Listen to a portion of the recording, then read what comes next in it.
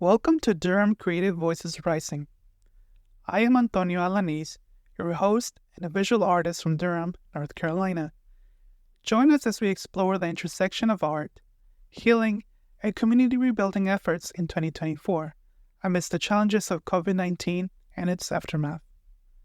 This podcast explores the role of the arts in public health and how creativity can promote wellness and equity for people in Durham and North Carolina. Let's envision a brighter future for everyone, with artists leading one of the many ways toward innovative solutions and a world of possibility. Peter. To me.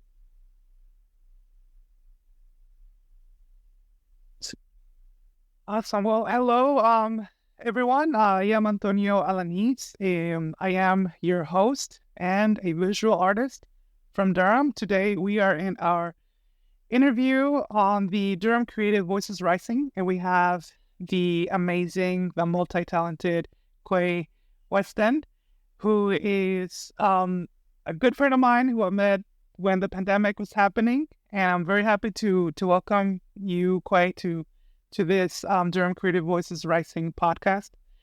And I really wanted to take the time to talk a lot about how you, as a writer, someone who is a designer, is using your art in a way to get us closer to a future that I know you explore a lot through a lot of your projects and your design. So one of my first questions is, before I would start asking a question, I just want to welcome you.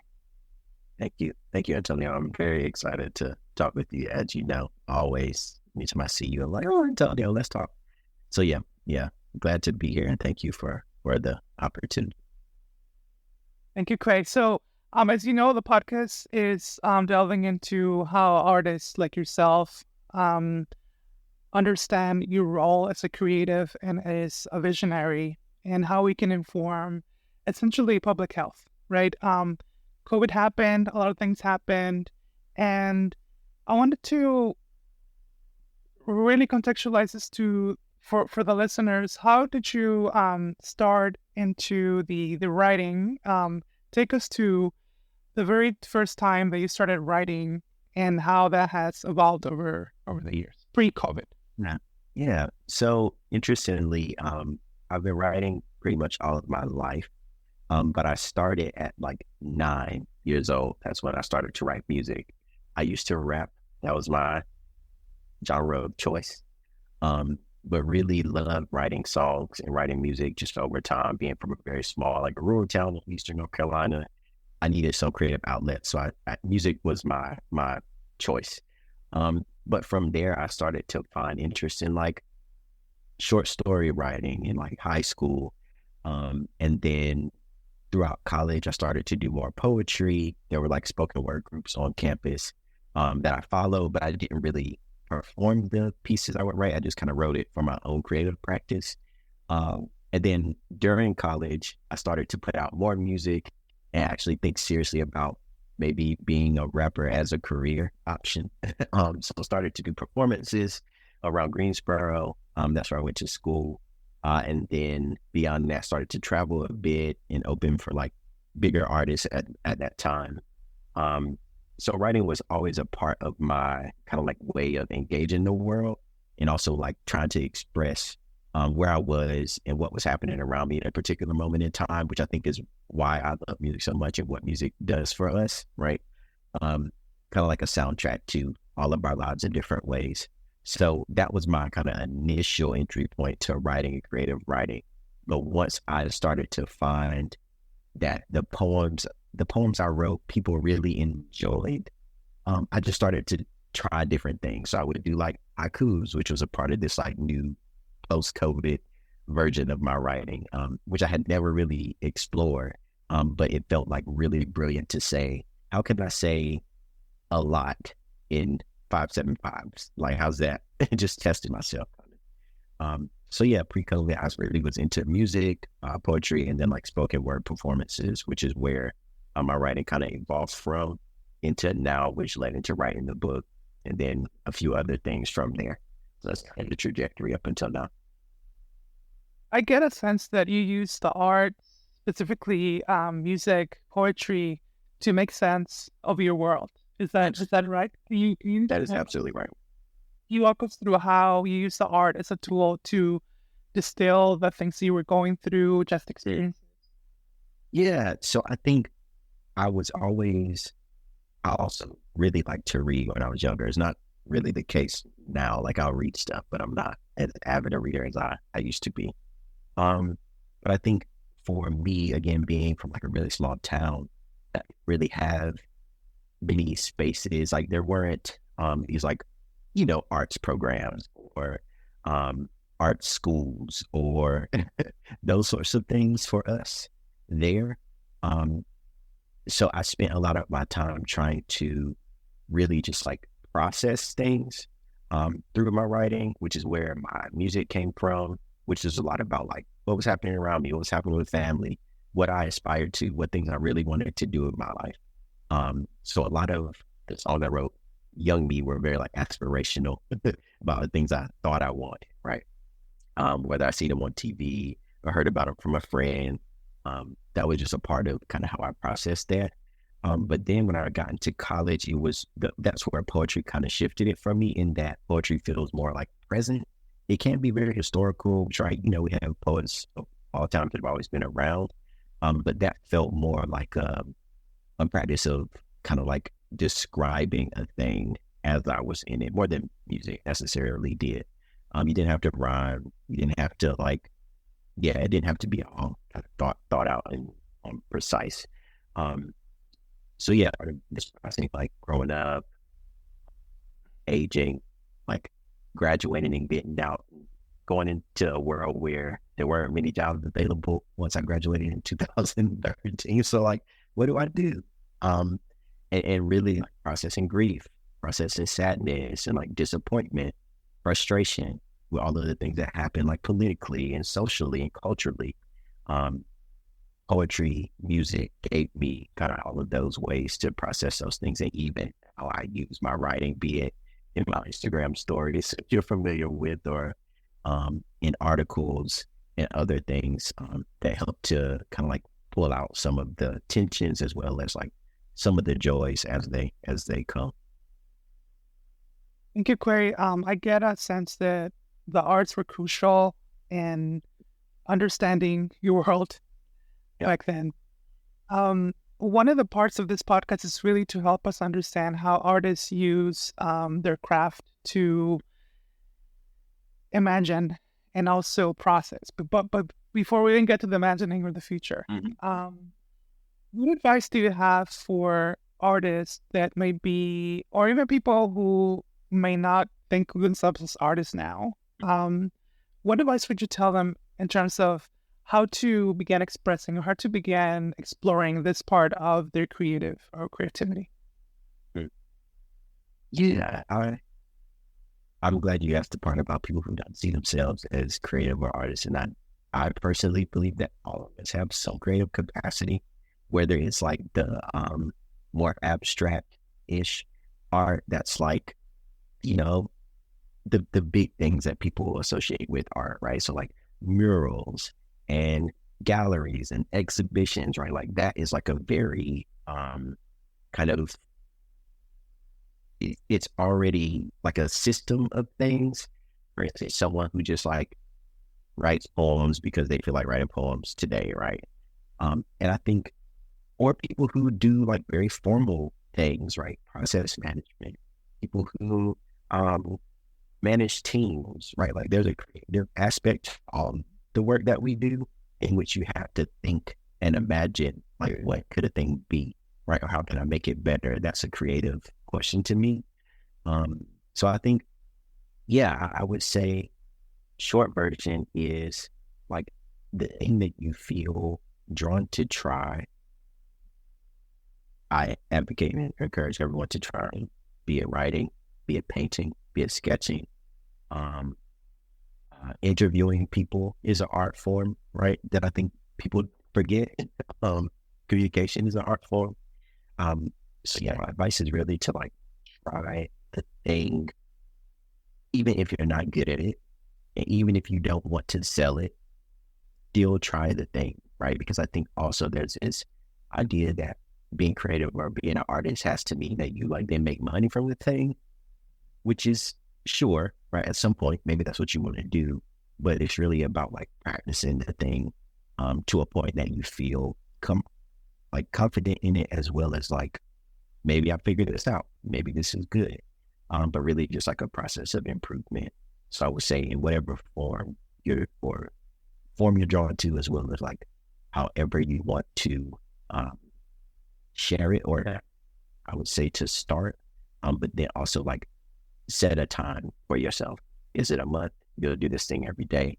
Is it a week? You'll try this thing every day. And I think that at least helps to bring out some of the inspiration. Thank you. So you mentioned a lot about process, structure, and also in a way you mentioned confidence, right? Yeah, because like I was 9 when I started writing songs, and the songs were terrible. Like they were the worst. Like I didn't have what was I talking about. I don't know, right? Like if I go back and listen, I'll probably be like, "Wow, that was really bad."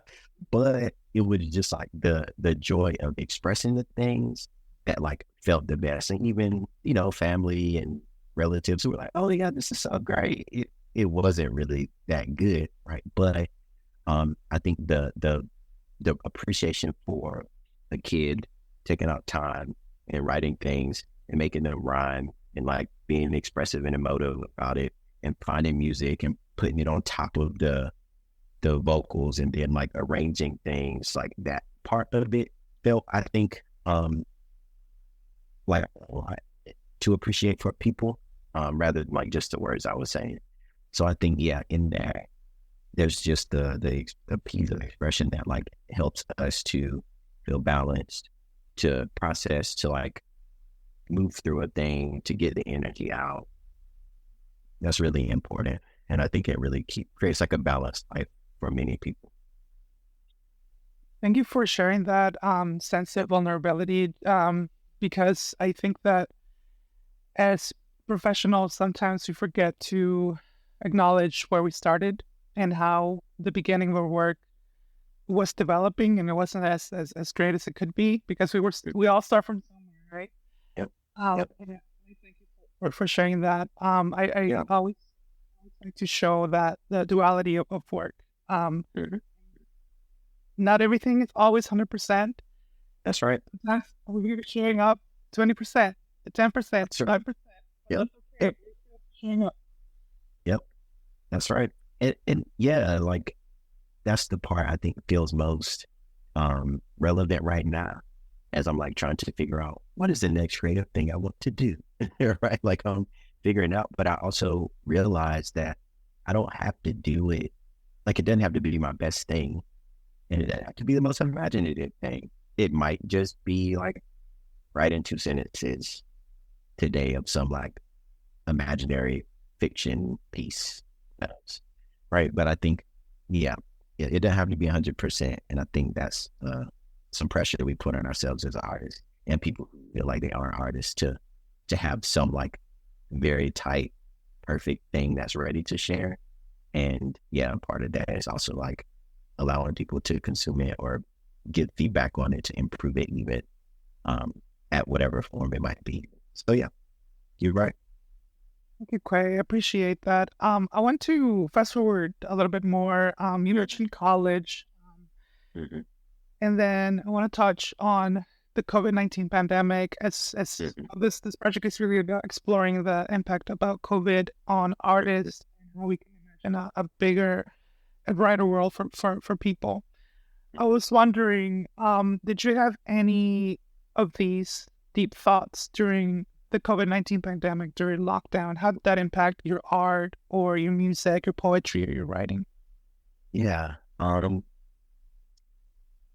Oof, it was a lot. I had actually just started a new job in February of 2020, like a week before the full kind of like statewide lockdowns, shutdowns. Um, I'm never sure what to call that time period, but like shelter in place, they called it a lot. Um, and I had, just started a new gig doing a design. It was a design job, um, working with like government, which was a whole nother conversation now. Yeah. But from that, I think my own practice was impacted because I had started to have some ideas around writing a book, which I eventually did. That was supposed to be about like my town, Antigua, North Carolina. And so I had kind of had like these imaginations around it. How could I write it? What would I write about? Who would I include? And then my great grandma passed away in, I think it was April. Yeah, but her health was on the decline early in the pandemic, and we knew um, we wouldn't have much time with her. So I think all the ideas I have for what I was going to write was like, oh, okay, whatever. I'll leave that. This is more important. But even up to the point that she passed away, there were so many elders in my hometown that were passing away from COVID. My partner's uncle was like one of the first people we knew that had it and passed away from it. And my grandmother didn't pass from COVID, but like surrounding towns, there were all these people. I would talk to my grandma every day, and she'd be like, yeah, this person, her friends, and some of her classmates, right? And just like feeling the loss of that, while also not being not feeling comfortable traveling home, sitting with elders. A lot of my family members are older. It's like, I was like, it seems like the virus is really impacting older people. Like, we don't want to go take it, so it was just all those questions, right? We didn't have the whole like vaccinations. That wasn't a thing like yet, right? We were in the very beginning of it. We were also planning a wedding for that summer. So like all these different pieces were happening. And yeah, for a moment, I kind of put the writing idea on the back shelf until we could figure out what would happen with family. And then once my great grandmother passed away, I decided that the book would be about her, or like a tribute to her, as well as like telling stories about our hometown, because there was both like the grief of the loss, but then also like feeling disconnected from home because I wasn't traveling there very often. So yeah, it really kind of put a pause on this other idea I had, which was centered about writing about home, but in a much bigger way. Once the pandemic started, and then like just the series of changes every week, and like, oh, this week you can gather with 100 people, and this week 50 people, and next week 25 people, and I'm just like watching these updates, like, what are we supposed to do? Yeah, I want to see my friends. I want to like hang out. Stuff is closed. Favorite restaurants are closed. Like, what are we supposed to do? So there's a lot of big questions, but ultimately, later in the year, I started to write that book about home. Once some of those kind of initial waves of loss and things kind of passed through me. Yeah, it's a big impact for sure. So the pandemic shifted your focus on a specific project, right? And in this project, can you tell us more about what it's called? Yeah. The project is called Yonda, and it's a series of things. What first came of the project was a book that I wrote and self-published, that was about like my memories of home, family stories, but all centered around the place that I grew up. And in that book, there's also like a past, present, future theme, where in the past, I'm again recounting those stories that I remember as a child. The present theme is more like my current thoughts and reflections on like the state of the world, the state of community, politics, like masculinity, all these big questions that were coming up during COVID, when we all had to sit with ourselves for a while. And then in the end, there were like more futuristic focused poems, more like imagining of like, what could the world look like on far away from now. what can we imagine, like, liberation to look like freedom to look like for people. So that book was kind of like a big kind of draw on all those things. And then from there, continued into evolving into a podcast and having some other ideas around like an illustrated series, but that didn't happen. That was also part of that first idea. But yeah, some of those things that I wanted to gather with people to do had to be like, okay, let's not do that right now because I'm not sure how this gathering thing is supposed to work. But the project still happened, the book still happened. It was just more of a delay and a shift in the priority and like focus of the writing. Thank you, Quay, for that. And I want to quote a couple of lines from your Yanda book I was able to look over. One is, you say, and I quote, "I have come to realize that Yanda, similar to but different from heaven, is mostly a narrative of a world, place, space where there are no barriers, bounds, or burdens." Good. That was reading that. That was very deep. Yeah. And now you have to thank you so much for telling us how you've used your writing to help us imagine that world. Yeah. Well, how can we imagine that world in the second half of the podcast? This is how you can take the conversation, particularly around COVID. How can we use, what does this world look like to you? And how can we get there? Yeah, I imagine, I think at the root of kind of what the pandemic taught me, maybe taught us, but definitely taught me as a person and an artist, was that like time is an illusion. Like we tend to think there's a lot more time than we actually have. We tend to think we have more time with people than we might actually have.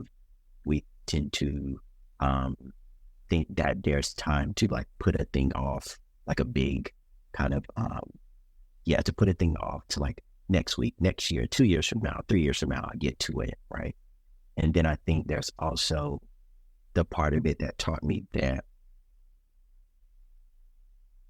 we need a lot of transformation in our communities to ensure things as simple as testing locations are available to us, and what are the relationships and conversations we have to have to quell like misinformation about vaccinations, and like all the conversations I had with family members who may have been like deeply religious, or like hearing different things or reading different things online to say like, well, I'm not even in their best interest to be vaccinated, right? Like all the conspiracy things that we heard, like, oh, this came along too quick.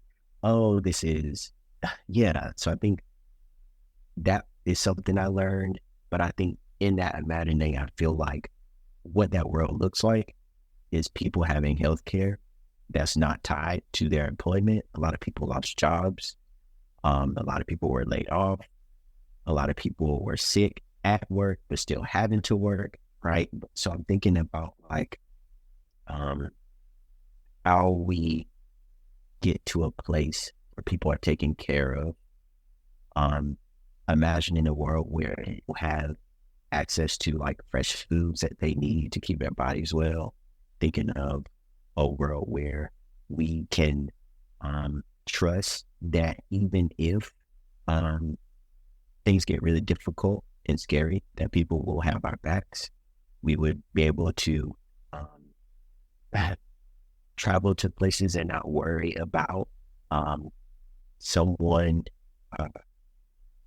thinking we're strange or wearing a mask to protect ourselves and others, right? Like I'm thinking of just like those social shifts that need to occur in order for us to be in a relationship with one another that then allows us to not only be taken care of, but take care of each other. And I think that's the world that I'm really imagining on the other side of COVID. And even when we jump back into this world, right? Like getting back to how it was or what things were. And I think there's this, we've neglected to really have deep conversations about like what we lost in that time and like how we rushed back to something that may not necessarily be serving us well. And how we, and how many of us were really dealing with like shifts from being isolated for so long. And I'm still trying to figure out like how to enter and exit a conversation, right? I lost some of those like basic social skills, you know? And I think, yeah, I'm imagining a world where we're taken care of, where we take care of each other, where our like elders aren't as vulnerable as they are. Where Black and brown communities aren't as vulnerable as they are, where people can access healthcare, where people can be vaccinated and not be concerned about microchips or whatever people were saying are in them, and like where information is like free flowing and people can agree or disagree, but not make it about people being good or bad, right? Yeah, I really want that for us. And not only that, but you know, even during COVID, there were so many like police killings. There were so many like riots and rallies and all kinds of things from people being brutalized by different forms of the state. And I think that was really alarming too, right? On top of this pandemic thing. So yeah, I feel like there's just a lot of change that I want to see and wish to see. And the arts could really be a tool for like building counter narratives, telling the proper stories, sharing truths, holding and hosting and facilitating conversations, right? Where people disagree, finding points of unity, helping us to recount and like process and grieve through like movement or sound or visuals or pictures. Yeah, there's a lot in there that I think needs to happen that art would really be a vehicle for. And I wonder, I know a lot of things are happening, but those are some of the things I'm thinking about.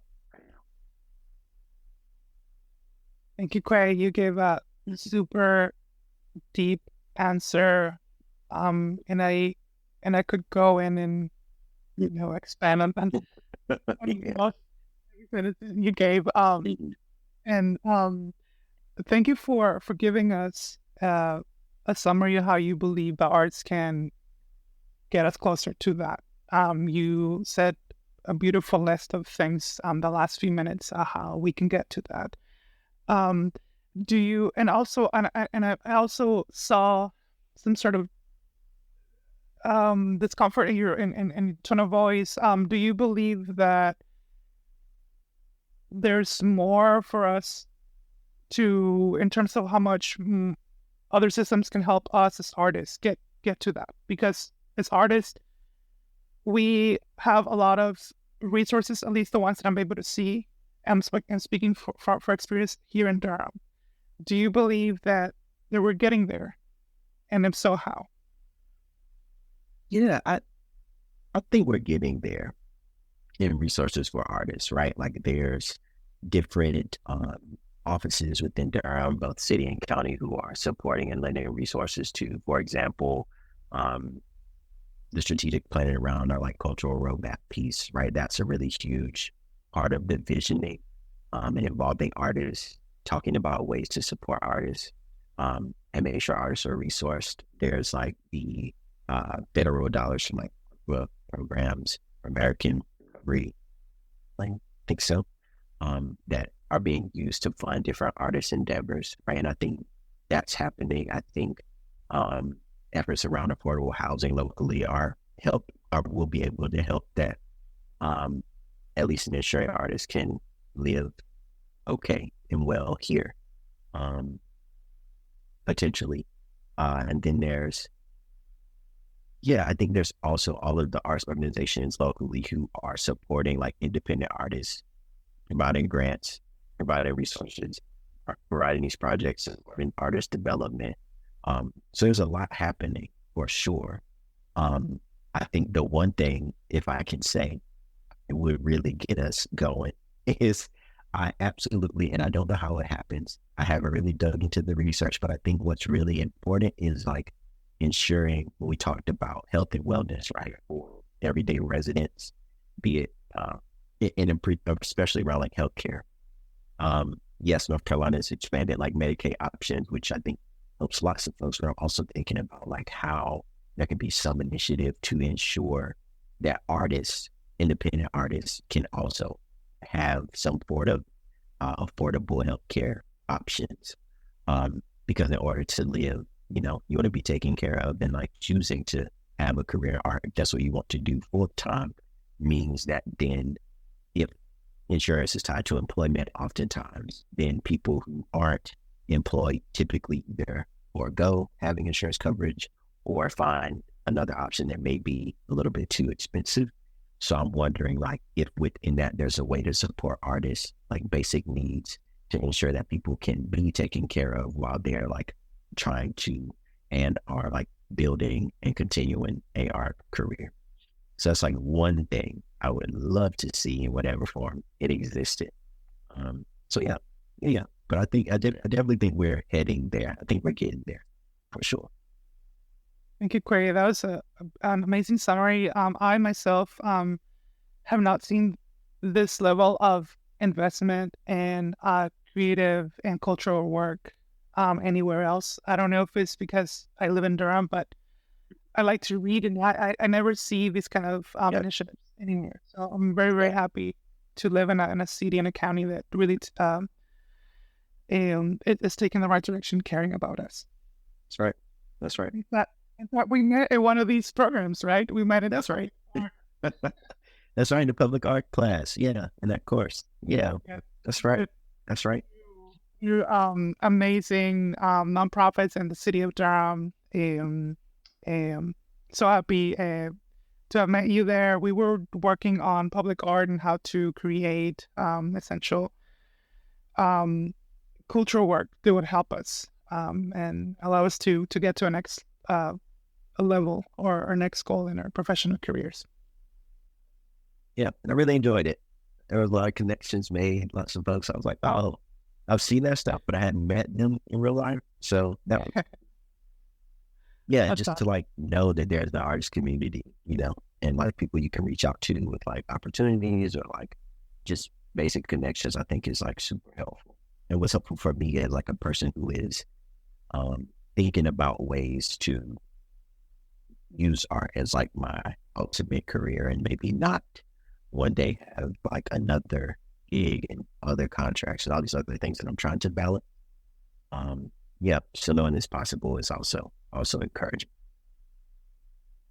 Thank you, Quay. One of the things I like about Durham and the creative community, the cultural workers, are that we do things and we take initiative. The public art class that we took together is only one example. One other example that we also worked again in the marketing was through the Durham Art Parade. That's right. Yep. Mm-hmm. Which was a beautiful way for us coming together and dreaming collectively, right? When we all had the opportunity to plan and also to just analyze how everything went after the art parade, it was a magical opportunity for us to learn about what happened and how transformational of an experience it was coming together and create something from the very beginning. Yes. And I'm so happy I worked with this other group of Art Ain't Innocent and amazing culture organizers. So yeah, they're dope. They do good stuff, and they actually, I'm in it now, formally. But yeah, it's been a joy. Yeah, it's just been a joy. I think there's a lot of good work coming out of that. For sure. Yes, I like that. And I just like how fast everything is happening and how everyone collectively is creating this change that of things that have not happened, or at least that I know have not happened, to make them happen. Right. Yep, 100%. So, so in a way, we are creating a platform and a foundation for that future world, right? Of what we want to see. Great. Yep. Thank you for sharing your experience about how to create more healthy artists, accessing healthcare opportunities as well. Um, I know that we talked a lot about COVID and how that impacted you and how you responded. Are there any lessons that you are learning right now from COVID as we are building and rebuilding from this health crisis? Lessons. I feel like I shared a good bit of things earlier, but I think one of the lessons is, which I didn't know at first, was um, how much of a impact it had on like city and local and state level like economies, and like how many resources were, without people traveling to states and traveling to cities and staying for festivals and staying for concerts, like how much revenue that generates each year. And I think that's something that I'm learning a lot about. And then obviously that revenue is dispersed out to different programs and different groups and different organizations. So I think that's a lesson I'm learning. Like I think there was like the personal collective kind of slowdown, but I think I didn't typically think about like, oh, what does that mean for the city? What does that mean for the county? What does it mean for the state? And how that can change quickly. With just I don't think the pandemic's over quite yet, but like the ripples of it are still here for sure. And I think, things can change really quickly.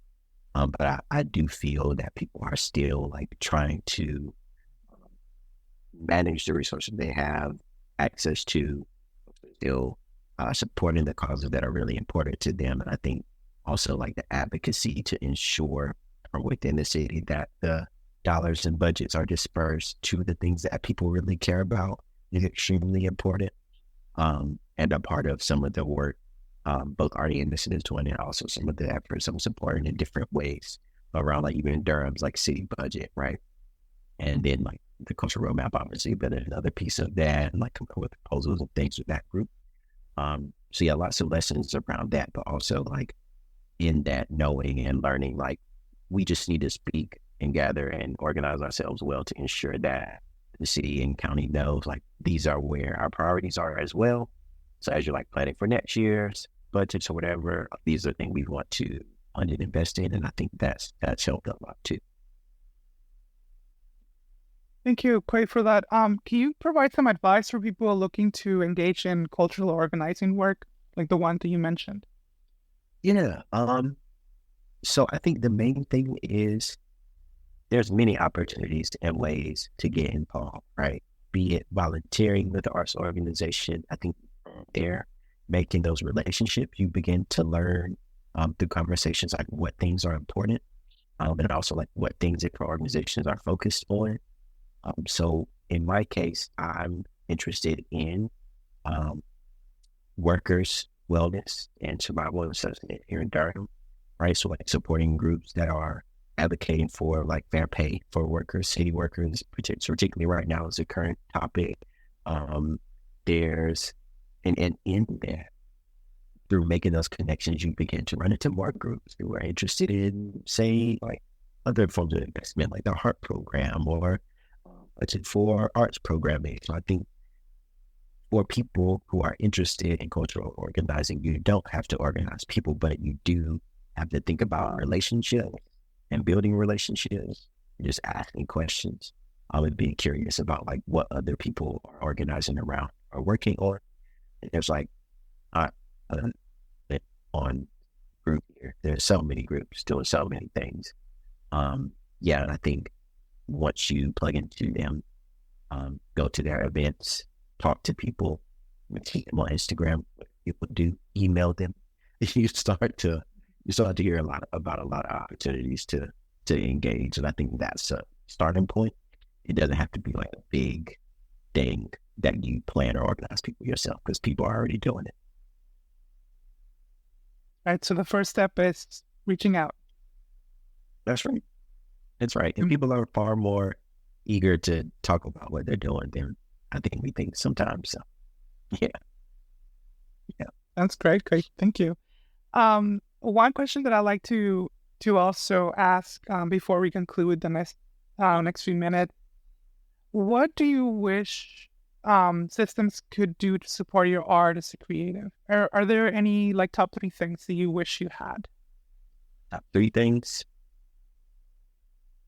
I would like more unrestricted funding that doesn't have to be attached to a particular outcome for individual artists or independent artists.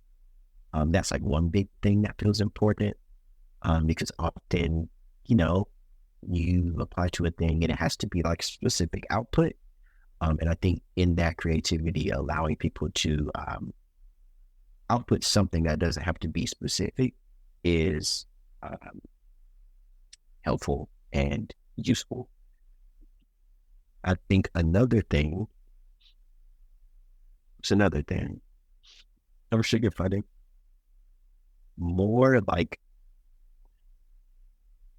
I think more collaborative arts processes where not just one artist applies for a thing, but like several independent artists apply for things and like they're grouped on a large project. I think could be useful both for like the connections, the networking, as well as like kind of skill sharing, in that like I may be really good at design and graphics and writing, right? And Antonio, you're skilled at many things: illustrating, interviewing, podcasting, painting, like all of those things. And I think creating opportunities for different people from different kind of mediums to collaborate would be useful, like cohorts of artists. That would be incredible.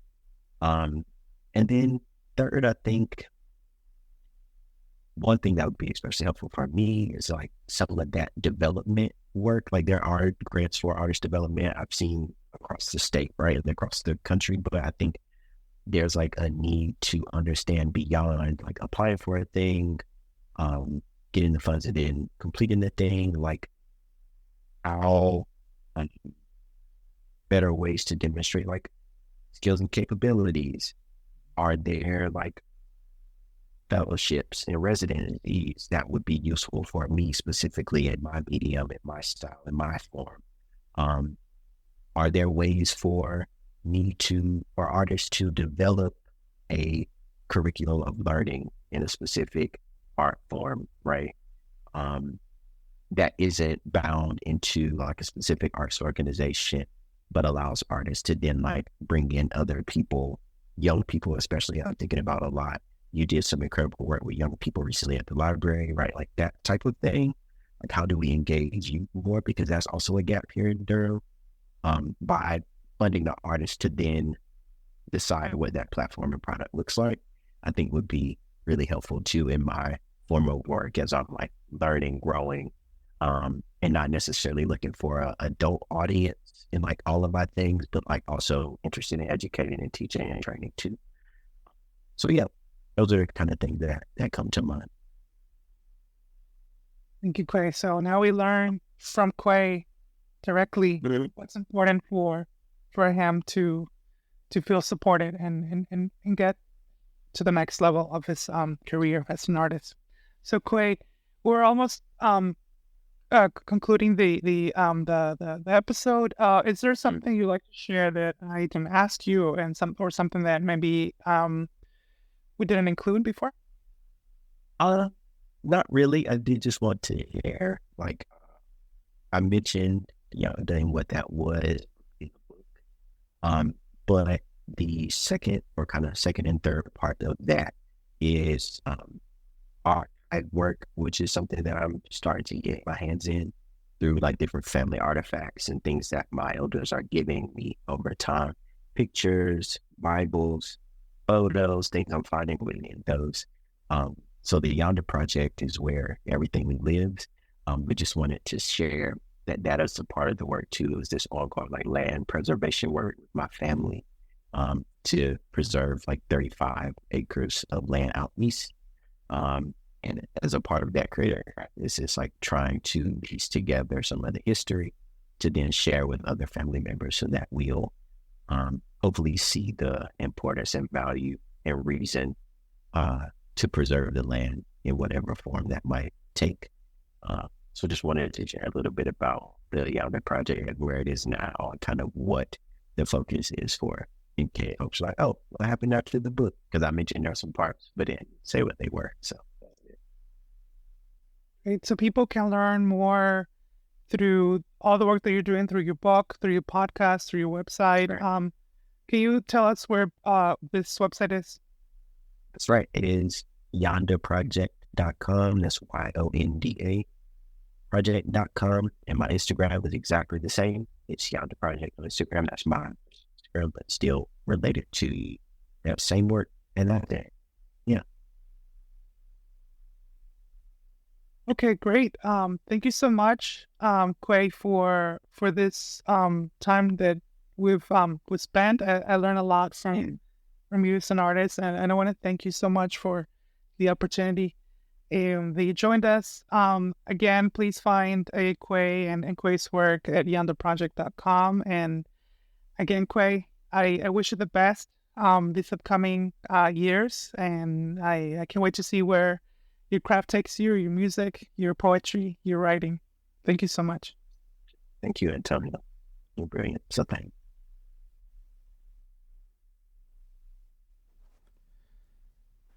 This Durham Creative Voices Rising episode is proudly supported by Bull City Strong and its Say Something Strong project.